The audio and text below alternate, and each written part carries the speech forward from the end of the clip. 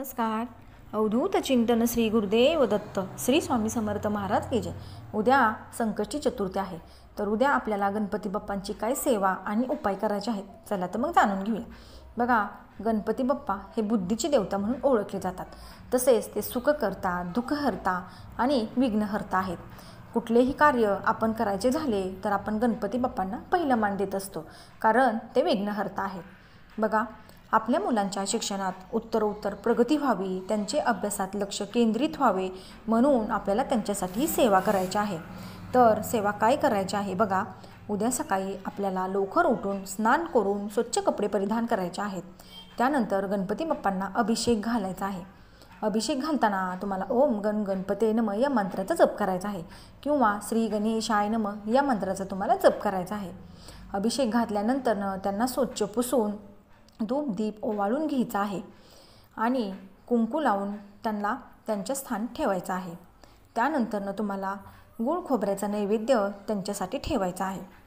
बघा, गणपती बाप्पा ही अशी देवता आहे की शीघ्र फलदायी, म्हणजे आपण थोड्याशा सेवेने सुद्धा ते आपल्यावर प्रसन्न होतात आणि आपल्याला मनोवांछित फळ देतात. त्यामुळे उद्याचा दिवस आपल्याला चुकवायचा नाही. प्रत्येक दिवसाचं, प्रत्येक सणावारांचं एक वेगळं असं महत्त्व असतं. आपण त्यांच्या सेवा केल्या त्या दिवशी तर आपल्याला त्याचं फळ नक्कीच मिळतं. तर उपाय काय करायचा आहे? बघा, उद्या संध्याकाळी तुम्हाला दिवे लागण्याच्या वेळेला तुमच्या मुलांना देवघरात घेऊन बसायचं आहे. तसेच त्यांच्या हातात 21 दुर्वांची जुडी आणि एक जास्वंदीचं लाल फूल द्यायचं आहे. जर तुमच्याकडे जास्वंदीचं लाल फूल नसेल तर तुम्ही कोणतंही लाल फूल घेतलं तरीही चालेल. त्यानंतर 11 वेळा तुम्हाला गणपती अथर्वशीर्षाचं पठण करायचं आहे. जर तुमची मुले लहान असतील, त्यांना गणपती अथर्वशीर्षाचं पठण करता येत नसेल तर तुम्ही स्वतः 11 वेळा गणपती अथर्वशीर्ष म्हणला तरीही चालेल. आणि तुम्हालाही जमत नसेल, म्हणजे तुमचे शब्द उच्चार स्पष्ट होत नसतील तर तुम्ही ते मोबाईलवर लावून ऐकलं तरीही चालेल. पण तुम्हाला हा उपाय करताना बरोबर 11 वेळा गणपती अथर्वशीर्षाचं पठण करायचं आहे. आणि ते म्हणून झाल्यानंतर तुमच्या मुलांच्या हाताने ती 21 दुर्वाची जोडी आणि लाल फूल गणपती बाप्पांच्या पोटापाशी ठेवायचं आहे किंवा हातात ठेवायचं आहे. गणपती बाप्पांच्या हातात किंवा पोटावर ठेवायचं आहे, पायाजवळ व्हायचं नाही. तर हा उपाय केल्याने तुमच्या मुलांच्या अभ्यासात उत्तरोत्तर प्रगती होत जाणार, त्यांचा अभ्यासात लक्ष लागणार आणि त्यांची अभ्यासाविषयी जी गोडी आहे ती त्यांना निर्माण होणार, अभ्यास केलेला त्यांच्या लक्षात राहणार.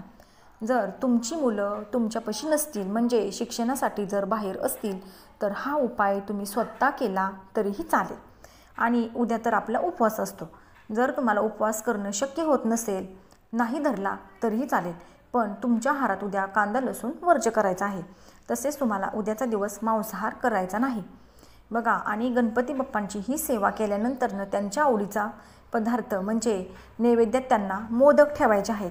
मग ते मोदक तुम्ही तळणीचे केले तरीही चालतील किंवा उकडून ठेवले तरीही चालतील, पण गणपती बाप्पांचा आवडीचा नैवेद्य म्हणजे मोदक आहेत. तर सायंकाळी तुम्ही आरतीनंतर त्यांना मोदकाचा प्रसाद तुम्ही ठेवू शकता. बघा, ही सेवा खूप प्रभावी आहे, त्याच्यामुळे तुम्ही सर्वांनी ही सेवा आवर्जून तुमच्या मुलांसाठी करा. तुम्हाला या सेवेने मनोवांछित फळ मिळून जाईल. त्याच्यामुळे तुमच्या मुलांचे अभ्यासात लक्ष लागेल, अभ्यासाविषयी गोडी निर्माण होईल आणि तुमच्या प्रत्येक कार्यात तुम्हाला यश मिळत राहील. तर ही होती छोटीशी सेवा. सर्वांनी करा. उद्याचा दिवस कुणीही चुकवू नका. ही सेवा तुम्ही प्रत्येक चतुर्थीला केली तरीही चालेल. तर केलेली सेवा श्री स्वामी चरणार्पण मस्तु. व्हिडिओ आवडल्यास लाईक, शेअर आणि सबस्क्राईब करा. तोपर्यंत तुम्हा सर्वांना श्री स्वामी समर्थ.